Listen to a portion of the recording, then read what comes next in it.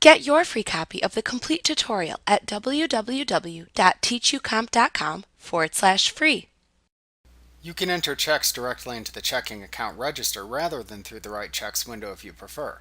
This doesn't let you see how the check will appear if printed, but it may seem familiar to you since it looks like a typical checkbook register. Also, for businesses that may not write very many checks or do not use QuickBooks for printing checks, it may simply be easier to transfer the information from the paper check register into this register for accounting purposes. Note that for any accounts that appear on the balance sheet of your company, you have an associated register you can access to view and/or edit the transactions contained within them. Using the register can be useful to view the transactions in any accounts, like accounts payable or accounts receivable, for example.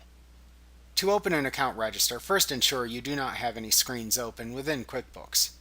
Then select Banking, Use Register from the menu bar to open the Use Register window. In the Use Register window, use the Select Account drop-down to choose the desired account, like checking, for example. After selecting the account, click the OK button to continue to the Register window.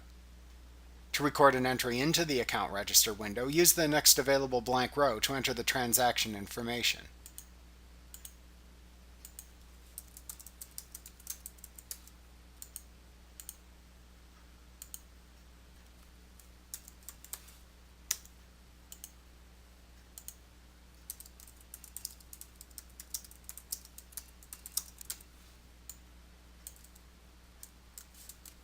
When finished, click the Record button at the bottom of the window to save the transaction.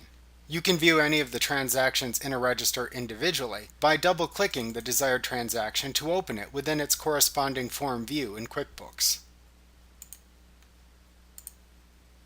Like what you see? Pick up your free copy of the complete tutorial at www.teachucomp.com/free.